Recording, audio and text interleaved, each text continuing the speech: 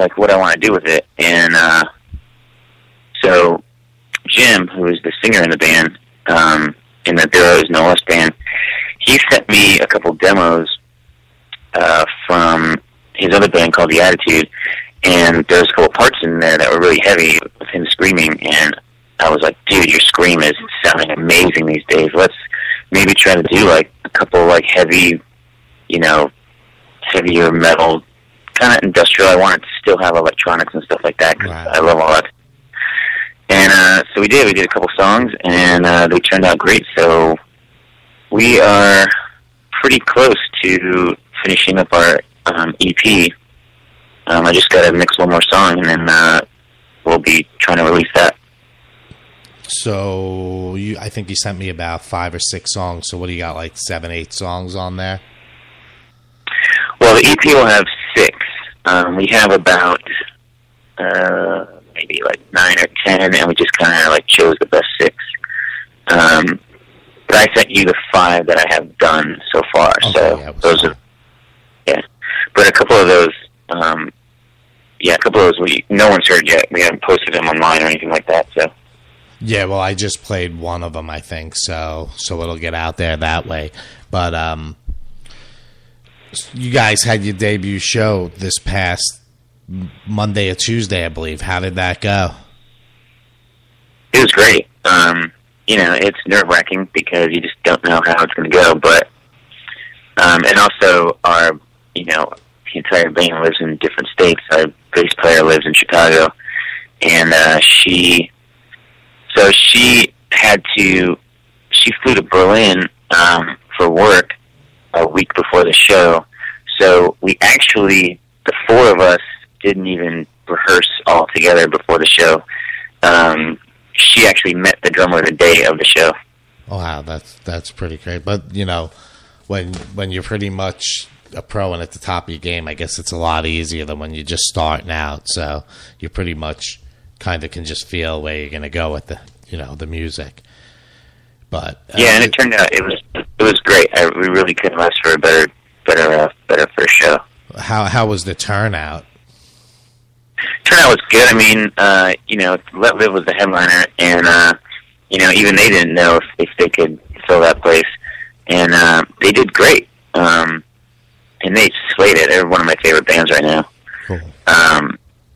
But they just really it's good to see, because I know Jason's been in that band for a long time, and it's good to see that they can finally do something like that on their own and not have to always continue to open up. Even though I know they do that, those guys just tour like relentlessly. Right. So, how long do you think it took to put all the music together that you've recorded for the EP? I guess maybe 3 or 4 months. Did you guys work individually at separate studios, or was it done collectively? Well, I write and play everything, so it's all in my home studio. And then I just had our singer drive in and record vocals when he was free. So that's kind of how we did it. So basically the other members in the band are just going to be part of the live show or tour. Yeah, we haven't really figured out what we want to do as far as the drummer yet. For this show, I just hired a guy to play, which is, if you have the money, it's always easier just to hire someone to do it. But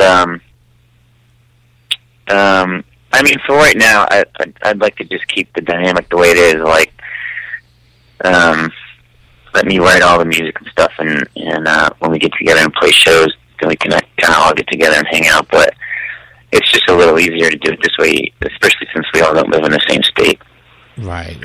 Are you planning on releasing physical copies, or is it just going to be a digital release? Oh, no, we'll release a physical copy for sure, yeah. That's cool. Do you have an anticipated date for that? I don't, not yet. I mean, it should be pretty soon. I mean, maybe like a couple weeks, maybe a month at the most. Cool.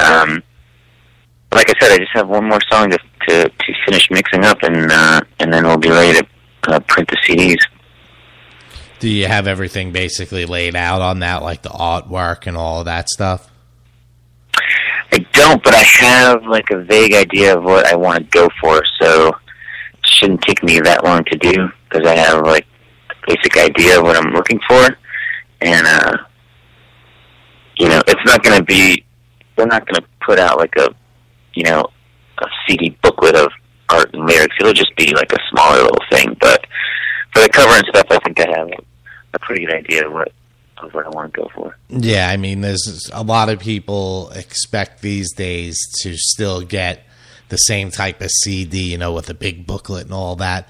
I understand it's hard to sell a physical copy these days, so it's hard to invest a lot of money into something you're not going to see a lot of return on. But I'm going to predict that any copies you print, you're going to sell, because I listen to all the tracks and it's good shit. I mean, it's definitely something that people are going to want to hear, and if they don't, there's something wrong with them, because it's definitely good music. I mean, it's got that electronic type of sound that I love with the metal. The guy is definitely a great screamer, so you hit a good point there. It just sounds great. I mean, is there any structure to how you're going to lay the songs out or on the CD? Yeah, I'm not really sure about that. I haven't really thought about that, but that is a good question. I should probably think about that. Yeah, I hear you. So I don't mean to put you on the spot like that. It's just I'm randomly, as we're having the conversation, thinking of stuff. But you briefly touched on, who you were listening to. So what are some of the bands you're listening to right now? If I picked up maybe your iPod or your phone, who am I going to find on there? Well, I have been listening to a lot of metal. I'm not gonna lie. My favorite band is Radiohead. They're just amazing. And I've actually been listening to a lot of The Cure lately too. I kind of really want to do a cover of a song called 100 Years. It's off their Pornography record. It's such a great song, and I think it would be really cool as a metal cover for some reason. It's got great lyrics. But really, I've been listening to. There's a band called Bring Me to the Horizon, sorry. And they have a record called Sempiternal, and it is just like one of my favorite records in the past couple of years. It's so good. It's basically exactly the kind of music, that I like. It's heavy. It's got some electronic elements to it. He's got a great raspy kind of, singing voice. And then there's a band called Of Mice and Men, which I just kind of recently got into. I know they've been around for a while. But they're really good too, man. They're heavy. And the guy's a great singer and screamer. So, other than that, it's just the normal kind of stuff that I've been listening to forever. I love Pantera. I love Radiohead, Cure, stuff like that. I listen to really anything, actually. Yeah, I hear you. I'm pretty much into everything except country. I don't know. For some reason, I can't tolerate it for any length of time. I don't know. A lot of people say I'm crazy, but I don't know. It's just me. That's just one of the things I don't like. Is there any genre that you really would never listen to? No, I mean, if it's good, it's good. I can definitely listen to some older country. Newer country just sounds to me like Nickelback or something. Right.